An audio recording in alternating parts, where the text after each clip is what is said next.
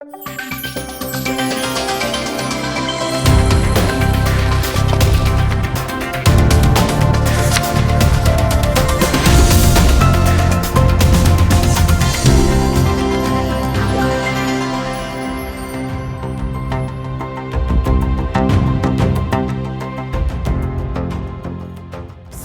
بینەرانی خۆشەویست لەم بەرنامەیەدا ئەمەوێ تیشک بخەمە سەر پرسی غەزە و پرسی فەلەستین بەگشتی لە ڕووی مێژوویەوە و تاکو ئێستاش لە ڕووی سیاسی و ئاینیشەوە. میوانی بەرنامەکەم بەڕێز دکتۆر دارا محەممەد ئەمین دەبێت کە خۆی شارەزایە لە بواری ئیسلامی و ئەندامی مەکتەبی سیاسی کۆمەڵی دادگەریشە. مامۆستا دارا بەخێربیت. خەریکین بڵێن فەلەستین بۆتە ئەو برینەی کە هەموو ڕۆژێ ئەکولێتەوە بە تایبەتی بەلای کەسانی ئیسلامی بەگشتی و مسلمانان ئیسلامی بە تایبەتی و مسلمانانیش بەگشتی. پێت وایە با بڵێم ڕەهەندە مێژووی و دینیەکانی ئەم کێشەیە چییە وا تا ئێستاش ئەمەندە کێشەی لەسەر دروست دەبێت؟ خۆی لە ڕاستیە ئەگەر ورتر بڵێن کێشەی فەلەستین بە تایبەتی ئەمڕۆ دوای 4 مانگ لەم شەڕ و پێکدادانەی دوایی ئێستا بۆتە کێشەیەکی جیهانی. کێشەیەک چەند جار لە ماوەی 4 مانگانەتەوە گرتوەکان باسی بکەوت مەجلیسی ئەمن لەسەری کۆبێتەوە دادگای نێوە دەوڵەتی کۆمەڵێک بڕیاری لەسەر بدا مانای وایە بۆتە کێشەیەکی جیهانی. کێشەیەک وا بێ بەهۆی کێشەی فەلەستینەوە بایدن کە سەرۆکی وڵاتە یەکگرتووەکانی ئەمریکایە شعبیەتی ئەوەندە دابەزێ کە بە هیچ شێوەیەک هیوای دەرچوونەوەی جارێکتر نەبێ بێتە سەرخەت و بە ڕاوێژکارەکانی بڵێ ئەمەوێت چارەسەرێک بۆ ئەم کێشەی ئیسرائیل و فەلەستینە دابنێن چونکە بەڕاستی کاریگەری کردووە لەسەر دەسەڵاتی سیاسی لە ئەمریکاش. مانایوای کێشەکە کێشەیەکی بۆتە کێشەیەکی جیهانی. و ئەم کێشەش دەتوانین بڵێن مێژوە نوێیەکەی لە ساڵی 1948ەوە دەست پێەکە بۆی کە دامەزراندنی دەوڵەتێک بۆ جوولەکە لە فەلەستین. دواتر لەو ماوەیە هەندێک جار ئاشتی و هەندێک جار شەڕ و پێکدادان بوو تا لە 1960 تا قودسیش داگیرەکرێ و دواتریش المهم تا ئێستا بەردەوام بوو سەردەمانێک ڕابەرایەتی ئەو ڕوبەڕووبوونەوەیە منەظەمەی تەحریری فەلەستین کردوێتی و دوجار ئێستا جارێککە حەماس بە شێوازێککە و تا ئێستا بەردەوامە. لە ڕاستیچە ئەم کێشەیە من پێم وایە بۆ خۆی بێجگەلەوەی کێشەیەکی دینیە کێشەیەکی سیاسیە و کێشەیەکی مێژوویشە. مێژووی یعنی لە چ ڕوویەکەوە دینیە با بڵین؟ زانی کێشەیەکی دینیە بەو مانایەی کە ئەو دەوڵەتێکی ئێستا دروست بووە بە ناوی ئەوەی ئەمە دەوڵەتی ئیسرائیلە و ئیسرائیلیش کە ئەمانن ئەوەی یعقوبن کە یعقوب خۆیەتی ئەم مەڵکە بەهی خۆیان نەزانن و پێیان وایە ئەمانە لە سەردەمی بەس ئەو کێشەی نەتەوەیە یا دینی یانی کێشەی دینیە لەبەرەوەی کە یەکەم ڕەگ و ڕیشەی جوولەکە ئەگەر با بڵێن هەر بەنی ئیسرائیلەکە نایبنین کە یعقوب و دینەکەشیان با بڵێن تەورات تاکە سەرچاوەیەکە ئیشی لەسەرەکەن ئەوان پێیان وایە ئەم مەملەکەتە لە سەردەمی ئیبراهیمەوە بۆ ئەوان ماوەتەوە لە تەورات ئاڵێ ئیبراهیم و توێتی ئەم زەویە مڵکی من و نەوەکانی منە و ئەوانەی شوێن من کەوتون ئەوە لە تەوراتە هەیە و بەنەسەڵێ ئەوانش کە ئیمانیان بە ئێمە هێناوە و خراپەکاری ناکەن و بتپەرستی ناکەن کەوا بێ ئەم مێژووە کۆنا. بەڵام ئەم ئیبراهیمە سەلامی خوای لێبێ کە پێغەمبەری خوا بۆ پامێکی پێ بووە خۆی خەڵقی فەلەستین نییە خۆی خەڵقی عێراق بووە و خەڵقی ئور بووە و لە تەوراتی شاباس بەسەلبەت بە ئەمری خوا چووە کەواتە ئەزانیی پێغەمبەران هەروە بوون هەر پێغەمبەرێک لە شوێنی خۆی پامێکی پێ بووە لەو شوێنە نەیتوانی بێ بیگەێنێ بەربەستێکە بوو بێ گواستێتەوە بە شوێنێکی تر. دوجار بە ئەمری خوا ئیبراهیم چۆتە ئەوێ و دواتریش بە ئەمری خوا چۆتە مەککە و لەوێ نیشتەجێ بووە کە نیشتەجێ بووە لە مەکە نیشتەجێ نەبووە بەڵام چۆتە مەککەش و ماڵێکشی بردۆتە ئەوێ و ئیسماعیلی لێ بەجێ هێشتووە و ئەم ئەرزە کاتێک کە ئیسماعیلە چێ نەتەوەیەکی تری لێ بۆ 3000 ساڵ ببوورە ئیبراهیم پێشەوە ئیبراهیم چێ کە پێیان ئەڵێن یەبوسیەکان کە خۆیان کەنعانین ینی کەنعانیەکان زۆر پێشچوونی ئیبراهیم لەوێ بوون. تەورات پێمان ئەڵێ ئیبراهیم یەکێک لە ژنەکانی لەوێ مرد کە مرد داوای کرد پارچەی ئەرزم پێ بفرۆشن حەز ناکەم لە ئەرزی کەسا بینێژم تەورات پێمانڵێ ئەڵێ ئەرزی کڕی بۆی خێزانەکەی تیا بنێژی مانایە مڵکی خۆی نەبووە گینا چۆن ئەرزەکە تەورات پێمانەڵێ سولەیمان ویستی معبەدێک دروستکە یەکێک لە کەنعانیەکان پێی بەخشی ئەرزەکە وتی ئەرزی خەڵکم ناوێ بیکەم بە شوێنی قوربانیکردن ئەمەیە بە پارە بیکڕم ئەڵێ 100 دراوی زیویدا معنایەوەی من لە تەوراتە باسەکە مڵکەکە ئەساسەن مڵکی خۆیان نەبووە مەبەستە هەیکەلی سولەیمانە بەڵێ هەیکەل یعنی معبەد پێشەوەی سولەیمان بمرێ ئەوە دوای مردنی ئەو معبەدەی دروستی کرد جوولەکەکان ئێستاش بە دوای ئەو هەیکەلایە گەڕێن من مەبەستم بوو یەک پرسیار بکەم سولەیمان لە دوای موسایە وانە کاتێک بەنی ئیسرائیل لە جوولەک لە میسرەوە ئەگەڕێنەوە بۆ فەلەستین سەردەمێکی چەند قەرنێک تێپەڕیوە ینی پێتوانی ئەوە سەری یەکەم ئەم ناوچەیە مێژوو ینی کەواتە سولەیمان خۆی مەلیک بووە چۆن سولەیمان خۆی پێغەمبەریش بووە و مەلیکیش بووە ئەخر مەلیک بووە کە ئەتانی الملکە بەڵە تاوە یعنی مەلیک بووە کەواتە خاوەنی ئەرزەکەش بووە منتیقەکانی چۆنە ئەوە حقیقەتەکەی ئاوایە ئەو ناوچەیە مێژوو پێمانەڵەیە کەنعانیەکانی تیا بوون 6000 ساڵ پێش زاید و ئەو تاریخە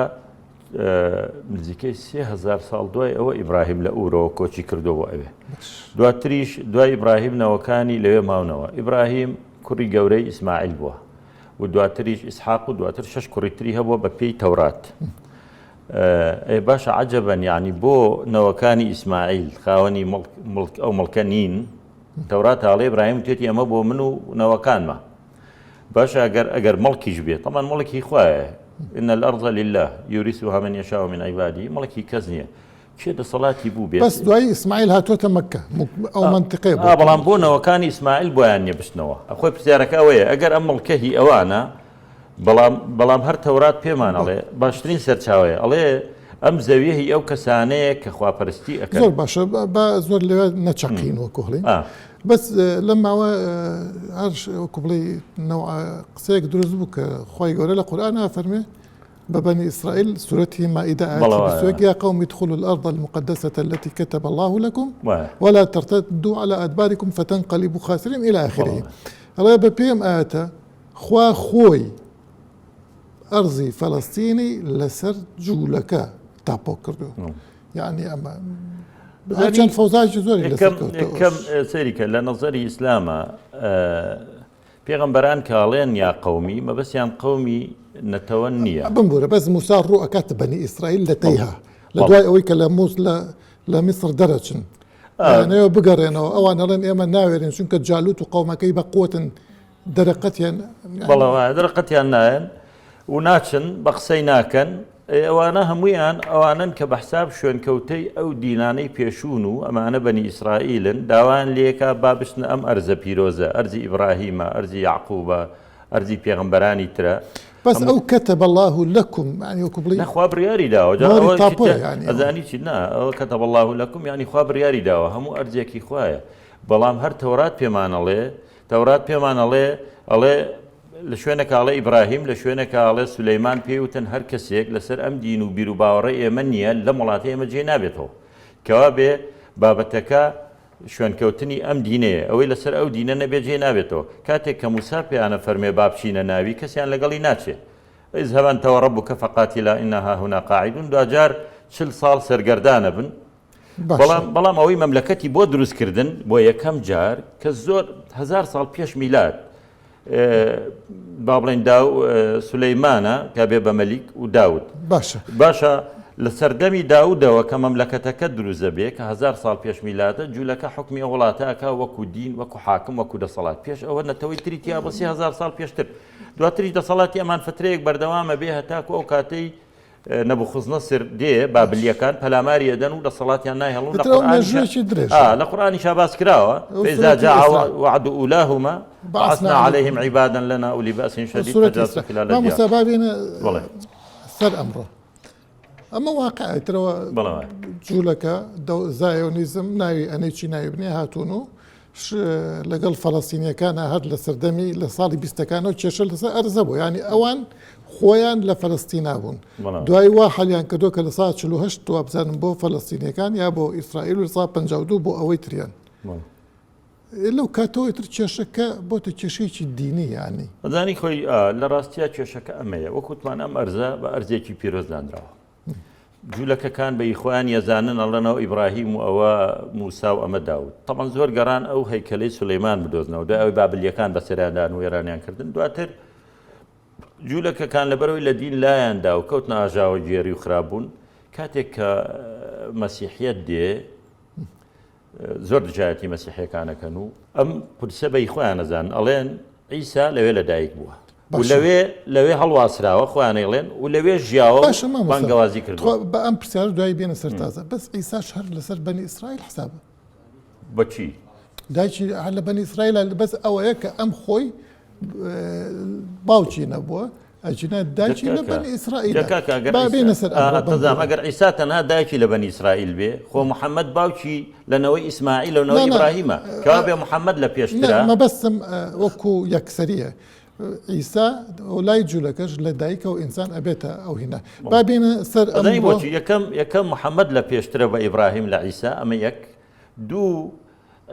جوولەکەکان یەکەم کەس کە دژایەتی کردووە تۆ ئەو مێژووە شەڕی خوێناوی نێوان جوولەکە و مەسیحیەکان معلومە جوولەکەکان بوون مەسیحیەکان بە یخوان یەزانن هەر بۆیەش پەلاماریان داوە جارێکی تر جوولەکەکانیان لەوێ دەرکردووە و نانهێشتە حکمی بکەنەوە تا ئیسلام هاتووە کاتێک کە ئیسلام دی سەردەمی عومەری کوڕی خەتاب ئەچنە قودس لەگەڵ چیە ڕێکەوتناماکە لەگەڵ جوولەکەکان عەفوەن لەگەڵ مەسیحیەکان یەکێک لە بەندەکانیشی ئەوەیە مەسیحیەکان داواکەن نابێ بێڵی جوولەکە بێنەوە بۆ ئێرە ئاژاوە ئەگێڕن. زۆر باشە. یعنی مەبەستم چییە مەسیحیش بە خۆی ئەزانێ ئیسلامیش لەبەرەوەی بە شوێنێکی پیرۆزی ئەزانێ بە شوێنی پێغەمبەرانی ئەزانێ بە شوێنی ئەوەی ئەزانێ پێغەمبەر صلی الله علیه وسلم لەوێوە چۆتە ئیسرا و میعراج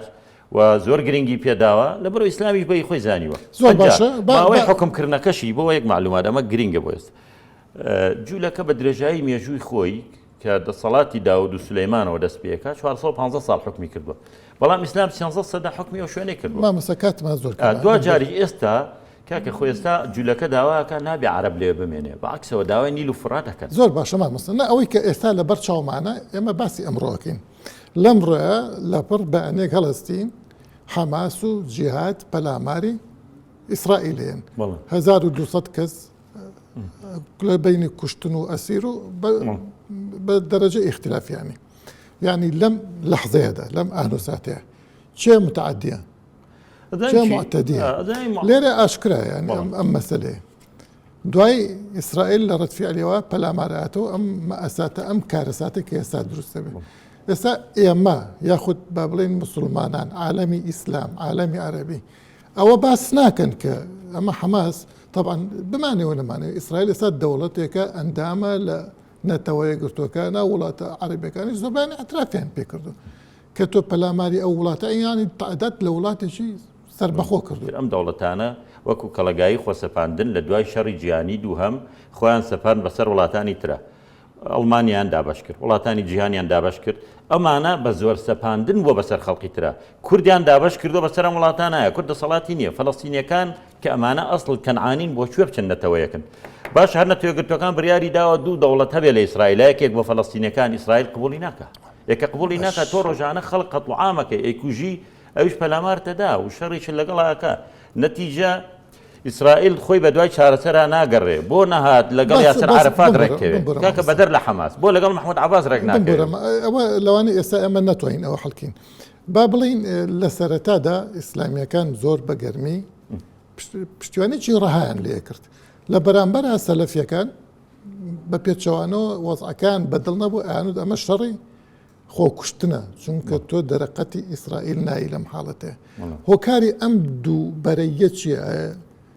مەسەلە سیاسیە یا شتێکی عەقڵە ینی سەلەفیەکان زیاتر بە عەقڵ بیریان کردوتەوە و ئیسلامیەکان بە عاتیفە یاخود بۆ چۆنە ئەوانە یەکەم هەردوو لە سەلەفیەکان و ئیسلامیەکان و ئەوانەی مەبەستیان یعنی ئەوانەی باش لە قاعەکە تێگەشتون هەموو ئەزانن کە فەڵەستینیەکان خاکیان داگیر کراوە هیچ سەلەفیەک ناڵێ ئیسرائیل داگیرکار نییە تەنها خلافەکە لە یەکشت بووە سەلەفیەکان پیان وابوو ئەم تەوقیتە دروست نییە ئەبوو ئەم چالاکیە نەکەن باشە لەبەرەوەی بەڵام ئەمان مەسەوەی لە سوۆسیال میدیایە بە بینیمان ئیسرائیل ناوێرن بمبور ئەوەی لە سوۆسیال میدیایە بینیمان بەرامبەر بە هەر لە کووردا واز لە عەرەب بێنە بەرامبەر بە سەلەفیەکان کرا بەرامبەر شەخسیەکەمیان بە تایبەتی بەڕاستی لەگەڵ جوولەکەشان ئەوان نەکردووە ئیسلامیەکان یعنی ئەگەر لەگەڵ مەسەلە هەر لەو تەوقیتە بێت ئەم شەڕەی ئەویست ئەم تەخوینە ئەم تەبدیعە ئەم ناوی ئەنەی چی چی هەر کامێکیان بێ من خۆمەوە بەواش نازانم بە هیچ شێوەیەک ئەوە یەک دوو سەلەفیەکان پیان وابوو کە ئەبێ باشە مامەسە ئەو هەڵێستا تاو نەبوو ئەوی سەلەفیەکان ئێستا غەزە تەخت کراوە لەگەڵ زەوی پێم وایە دەرەنجامی ئەم شەڕە دەوڵەتێک ڕاگەێنن بۆ فەڵەستینیەکان و داهاتوێکی نزیک شایبینین من بەرپرسیارم لە قسەی دەرەنجامی ئەم شەڕە قەزیە فەڵەستینی زۆر گەورە بوو وای لێ هات نەتەوە گرتوەکان بێتە سەرخەت جارێکتر مەجلیسی ئەمن بێتە سەرخەت کێشە دروست بوو لە ناو ئەمریکا و وڵاتانی ترا لەسەر ئەو بابەتە دەرەنجامەکەشی ڕوخانی ئەم دەوڵەتە ئێستا ئیسرائیلە لە سەدا چلی ئیسرائیلەکان وڵاتیان چۆڵ کردووە ئەوە لەخوان سەری ڕۆژنامە ئیسرائیلەکان بخوێنەوە خەڵقی ئیسرائیل وڵاتەکەی چۆڵ کردووە کێشەی گەورەی لە ناو حیزبەکانی ئیسرائیللا دروست کردووە بەعکسەوە دوجاری دروستکردنی دەوڵەتێکە بۆ فەڵەستینە پێم وابوو ئەگەر کورد چکە تۆ ناکرێ بڵێ لەبەرەوەی من هیچ زەرەدێک نەکەم با شۆڕش نەکەم ئەی کابێ بۆ شۆڕشی کرد من پرسیارێک باسی ئەمەت کرد هەر لەو کاتە بەڕێزانتان ناوی کەس نابم زۆربەی ئەحزابەکان غەیری پارتی ئەیانود وڵا کەرکووک کاول ئەبوو ئەگەر شەڕیان بکردایە ئەم مووقیفە متەناقیزە بە بۆ ئەوە کاول بێ 30,000 کەس بکوژرێ ئێمە بە هیچ شوێک نەمانوتوە لە ئەدەبیات کەس نابم ئەو کاتەش مامەسا ئێمە بەڕەسمیش بەیانی هەر کۆمەڵی دادگەری لەو کە ئەو کاتە کۆمەڵی ئیسلامی بوو کەناڵەکە وەک کەناڵێکی بەلایانی کەمەوە ئەگەر بڵێم دێلایەن زۆر بە خەمساردی باسی ئەو هەموو شەڕی کرد ئەو هەموو هێرشیانە کرد کە هەیە یعنی نەک ئێمە زۆر بەڕەسمی تۆ باش پێ بڵم زۆر بەڕەسمی ئێمە من یەکشی تر پێ بڵم خۆ ئەگەر خەبات وابێ ئەگە شۆڕشی کوردیمان هەر نەکردە تۆ زانی تا 1950 کە عەهدی مەلەکی بوو لە سەدا 25 هەموو کارمەندانی عێراق کورد بووە وە کورد پلەی زۆر گرنگی هەبووە بەبێ ئەوەی هەڵبژاردن و شەڕ و ئاژاوەش ببێ ئەو وێرانکاریانەش نەدەبوو نە کیمیاوی نە ئەنفال نە هەموو ئەوی وێرانکردنی دیاتەکان کەوا بێت تۆ کێشەی نەتەوەیەکت هەیە نابێت لە پێناوی هەندێک شتا بێدەنگبی ئەو شەڕی کە کراوە نایمە و کاتەش ناڕزاییمان دەربڕیەوە پێمان وایە دەبوو مقاومەت بکرێ و مقاومەتیش ئەو میلەتە زیندووە کاتەوە باشە بۆ ئیسرائیلەکان شەڕ ناکەن بەم هەموو پاڵپشتیەوە ڕائەکەن وڵات بەجێڵن بۆ فەڵەستینیەکان ئامادەن لەوێ بکوژرێن ناڵەکانیان ئەنێژن دوجار ئەمە ئەوەیە من هەموو کەس دەزانێت کە مامۆستا سۆران کە من باسی ئەوە ناکەم مامۆستا کە ئیسرائیل بەم شەڕەت تێکشکا لەبەرەوەی نەیتوانی دیلەکان ئازاد منیش وەکو بەڕێزت ئەزانم گەلی فەڵەستین بەگشتی گەلێکی زوڵم لێکراوە باس لەوە ناکرێم باس لەوە ناکەم ینی گەلی فەڵەستین گەلێکی سوتەم لێکراوە ئەمە شتێکی ئاساییە باس لەوە ناکەین ئێمە وەقسەی خۆشم نێ من باز لە سەلەفیەکان و مووقیفی سەلەفیەکان و ئیسلامیەکان بە زۆری ئەوان پێیان وابووە بۆ ئەو شەڕە نەکەن بەس ئەو سەلەفیانە کاکە لە مەنتڵەقێکی ترەوە بە هەڵایەت چوون کە ئەوان بابەتی وەلی ئەمرەوەوان پیان وایە هەر کەسی حاکم بێ وە با پێشە بڵێم ڕاستی ڕەگ و ڕیشەی ئەمە بابەتێکە لاوانەیە هەندێک خەڵقی ئیسلامیش پێی قبوڵ نەکرد ڕەگ و ڕیشەی ئەمە لە سەردەمی دەوڵەتی ئەمەویەوە دروست بوو ئەمەویەکان خۆیان سەپاند هاتن بە زۆر دەسەڵاتیان وەرگرت ئەنجا داوایان لە زانایان نەکرد مبەڕیریان بۆ بێنەوە کە حاکم هەر چۆنێک بێ زاڵم بێ فاسق بێ خراپ بێ پشتیوانی بکەن و تەئیدی بکەن بەس ئەو سەد حەدیث زیاتر لەسەر مامۆستا لە حەدیثانەی چیوانی بوخاری مسلم لە هەر بوخاری مسلمیش خۆ قورئان نییە ڕەحمەت زانی بۆچی بۆ من باشە یەکەم وانییە دووهەمیان قورئان پێمانەڵە زوڵم مستەم قبوڵ مەکەن و ناشکرێ چەندین سەحابی ڕوبەڕووی زاڵم بۆتەوە یعنی بەرەزانی ئەمریکا بوخاری مسلم ێڵێن ڕاستنی من ناڵێم منڵم ئەو حەدیثانە ڕاست نین کە دەسەڵاتدارێک بۆ پشتیوانی خۆی لە بوخاری مسلمان وەکوچی وەکو وئین ضرب ظهرەکەەوە ئەخەذ مالەکەەوە من باوەڕم بەوە نییە من وەکو خۆم باوەڕم بەوە نییە چونکە لە ئیسلامە طاعەتی وەلی ئەمر سنووری بۆ دیاری کراوە لا طاعەتە لمەخلوق في معصية الخالق